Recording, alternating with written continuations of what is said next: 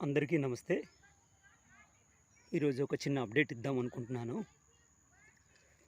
మనకు తెలుసు మన ఫామ్‌లో ఉన్న స్థలం చాలా లిమిటెడ్. ఆ లిమిటెడ్ ప్లేస్‌లో గూడా చాలా ఎక్కువ ఇప్పటికే 50కి పైన ఫ్రూట్ ట్రీస్ వేసాం. ఇంకా చాలా వెజిటబుల్స్ అవన్నీ వేస్తున్నాం. సో, అందువల్ల స్థలం ఇంకా కష్టమవుతున్నది. సో, అందువల్ల ఏం చేశానంటే మన ఫామ్‌ని ఇంకా స్కేల్ అప్ చేయాలంటే వేరే ఆల్టర్‌నేటివ్ అరేంజ్‌మెంట్స్ చూసుకోవాలి. అందుకోసం మనం టెర్రస్ గార్డెన్‌లో ఎలా అయితే చేస్తామో ఆ విధంగానే కొన్ని బకెట్స్ అరేంజ్ చేసాం. 20 లీటర్స్ బకెట్స్ తీసుకొని వాటిలో కూడా మొక్కలు వేసి మళ్ళీ ఎక్కడైనా సూటబుల్ ప్లేస్‌లోని అంటే ఎండ బాగా వచ్చే ప్లేస్‌లో ఎక్కడైనా వేసుకున్నట్లయితే మనకి మొక్కలు కూడా ఎక్కువ వస్తాయి. ప్లస్ ప్రాపర్ యుటిలైజేషన్ చేసుకున్నట్టు కూడా ఉంటుంది.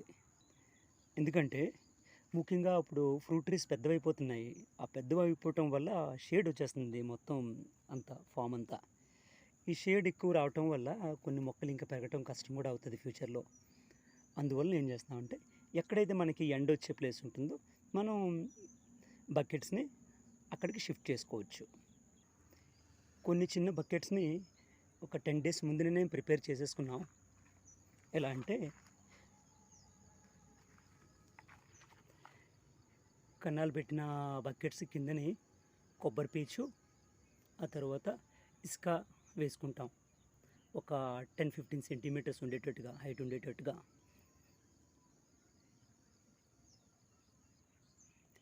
ఆ తర్వాత ఎండుగడ్డి, ఇంకా మన ఫామ్‌లోనే పెరిగినటువంటి కలుపు మొక్కలు అవన్నీ తీసుకొని వాటిని కూడా ఒక లేయర్‌గా ఒక 10, 20 సెంటీమీటర్స్ ఉండేటట్టుగా ఒక లేయర్‌గా ఈ ఎండుగడ్డిని ప్లస్ కలుపు మొక్కలను కూడా పరిచేసుకుంటాం. అవి అడుగు భాగంలో ఉండి కార్బన్ కంటెంట్‌ని ప్రొవైడ్ చేస్తాయి మొక్కలకి. ఆ విధంగా అవి సాయిల్ లూజ్‌గా ఉండడానికి ఉపయోగపడతాయి. కార్బన్ కంటెంట్ ఇస్తుంది. ప్లస్ దాంతోపాటు మైక్రో ఆర్గానిజమ్స్ ఏవైతే ఉంటాయో అవి డెవలప్ అవ్వడానికి కూడా ఛాన్స్ ఉంటుంది. ముఖ్యంగా వానపాములకి ఫుడ్‌గా కూడా ఉపయోగపడుతుంది. ఆ తరువాత మన ఫామ్‌లోనే కొంత నల్లమట్టి మనం తెప్పించుకొని ఉంచుకున్నాం ముందు నుంచే. ఆల్రెడీ 2 ట్రక్స్ తెప్పించుకున్నాం. దాంట్లో 1 ½ ట్రక్ యూజ్ చేసుకున్నాం. మిగతా హాఫ్ ట్రక్ ఉన్నది. ఆ నల్లమట్టిని దాంట్లో వేపపిండి బాగా కలిపి మనం దాన్ని మట్టి కూడా వేసుకుంటామట. ఆల్రెడీ కింద నుంచి కార్బన్ కంటెంట్ ఇచ్చే ఎండుగడ్డి ఉండటం వలన, ఆ తరువాత వేపపిండి ఉండటం వల్ల పురుగులు అవి రాకుండా పట్టకుండా చాలా చక్కగా ఉంటుంది. ఇలా మనం తయారు చేసుకున్న బకెట్స్‌ని 1 వీక్ 10 డేస్ అలానే ఇడిచిపెట్టేసి దాని మీద ఎండాకులు కానీ పచ్చి ఆకులు కానీ మల్చిగా కప్పేసేసి ఉంచేయాలి. అలా ఉండటం వల్ల ఏంటవుతుందంటే దాంట్లో బాగాన లైఫ్ జనరేట్ అవుతుంది.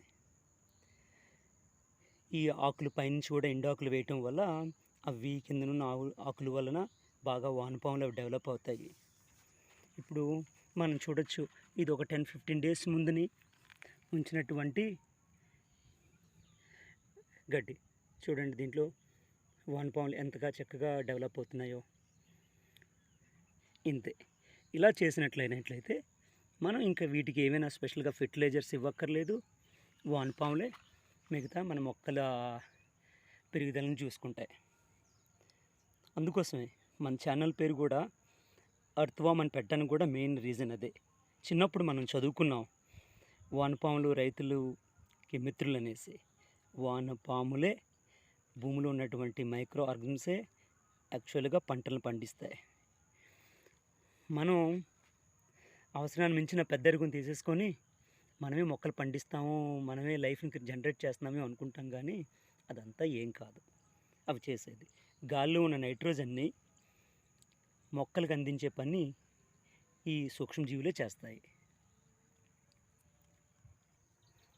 ఇప్పుడు ఈ బకెట్స్‌ని ఎలా ప్రిపేర్ చేసుకోవాలో చూద్దాం.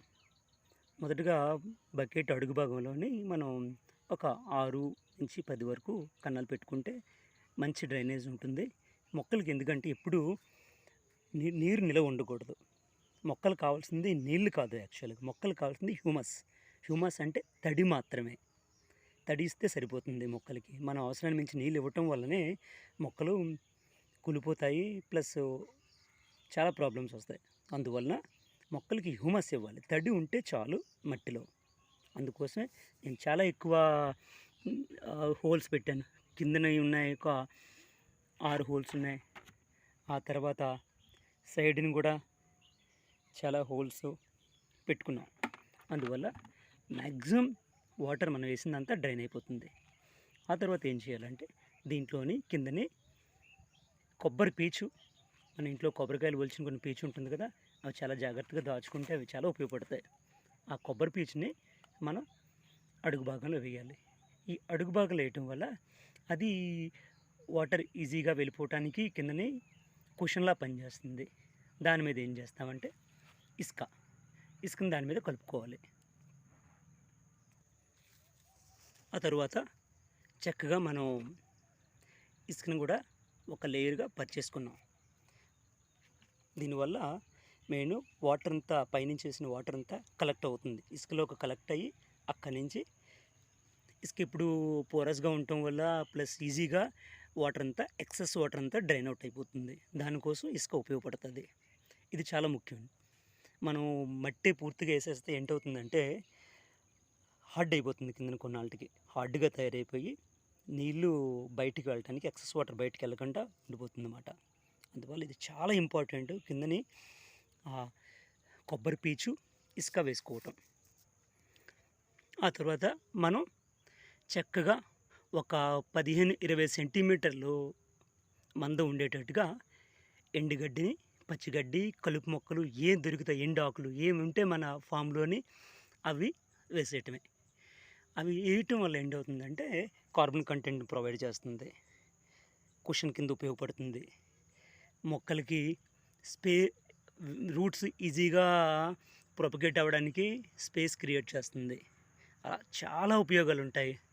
ఇది ఒక్కటి చాలు మనం అడిషనల్గా ఫెర్టిలైజర్స్ ఇవ్వాల్సిన అవసరాన్ని పూర్తిగా తగ్గిస్తుంది.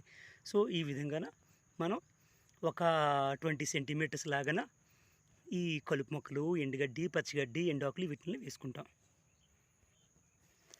ఆ తరువాత ముఖ్యమైన స్టెప్ ఏంటంటే మట్టి.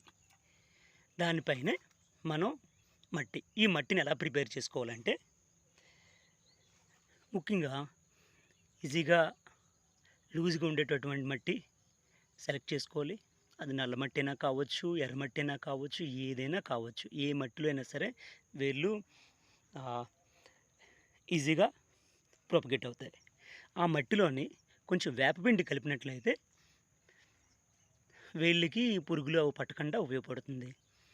మట్టి, వేపపిండి, వెర్మి కంపోస్ట్ కలుపుకోవచ్చు, అవసరం లేదు. అదేమీ ఇంపార్టెంట్ ఏం కాదు. ముఖ్యంగా వేపపిండి కలుపుకుంటే మాత్రం చాలా మంచిది. వేపపిండి కలుపుకొని మట్టి తయారు చేసుకుని దాంట్లోనే కొంచెం కౌ మెన్యూర్, ఆవు గెత్తం, దేశీ ఆవు గెత్తం దొరికినట్లయితే అది వేసుకోవాలి. అది చాలా ముఖ్యం. ఎందుకు అంటే అదే లోపట ఉన్న సూక్ష్మ జీవులు వాటికి ఫుడ్గా ఉపయోగపడుతుంది. వీడియోలో మీకు ముందు ఒక చిన్న విషయం చెప్పాను కదా, అప్డేట్ ఇస్తాననేసి. అది ఏంటంటే మనం ఫామ్లోని ఎప్పటి నుంచో దొండపాదు పెంచుదాం అనుకుంటున్నామండి. కానీ ఆ కట్టింగ్స్ ఎక్కడ దొరకట్లే. మామూలుగా విత్తనాల నుంచి దొండపాదు వేసుకోవాలంటే చాలా టైం పడుతుంది.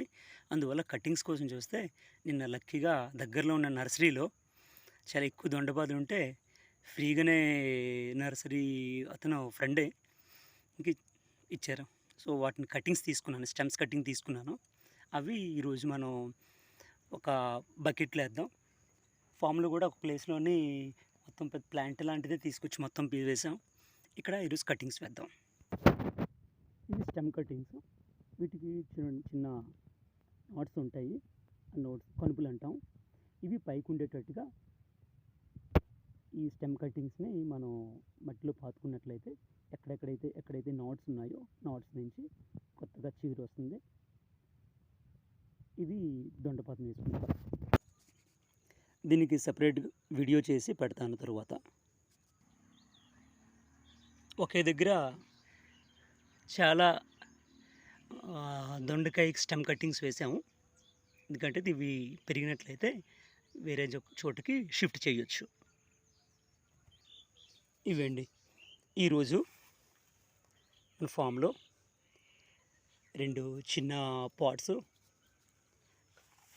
5 పెద్ద బకెట్స్, మీడియం సైజ్ బకెట్స్ ఒక 3, మొత్తం 10 బకెట్స్లోని ఈరోజు మనం రెడీ చేద్దాం. రెడీ చేసి ఫామ్లోని యూస్ చేద్దాం. ఏ మొక్కలు వేయాలి, ఎలా వేయాలి, ఎక్కడ పెట్టాలనేది మళ్ళీ తర్వాత చూద్దాం. Thank you everyone for watching. Thank you.